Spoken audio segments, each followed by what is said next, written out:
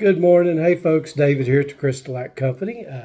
Hanging out in the kitchen with Dorinda this morning. Ran across a couple of posts, and I'm starting to see a lot of this. And so here's a little tip for you.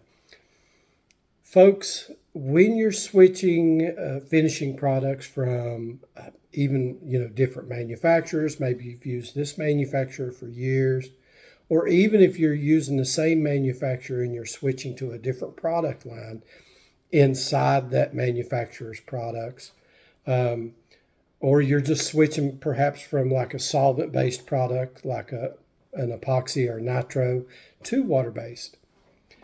Give yourself a chance. I see so many folks posting in social media in finishing with problems with in the guitar market, on their guitar body, or in the furniture market or the wood finishing market, on their freshly built that took them 40 hours to build end table, or in furniture flipping, they prepped, it took them all day to prep, or maybe 2 days to prep a piece, and they're using a new product that they've never touched before, just opening it out of the can on that project.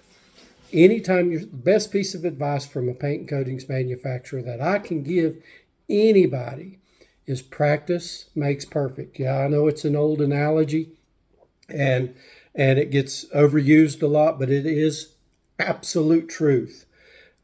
Practice, practice, practice. So get some scrap wood, even in the tumblers and crafts market. Go to the dollar store, pick up a cheap cup.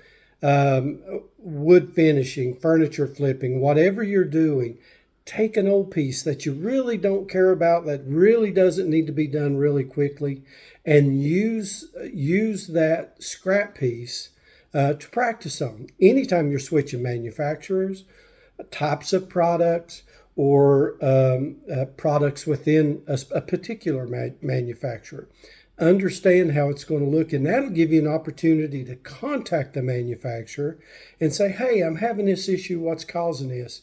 I see so many $800 or $1,000 guitar bodies that folks are just trying out, perhaps bright tone, or flipping off some paints, or amber tone sanding silver, or it's not shellac. I see so much of that.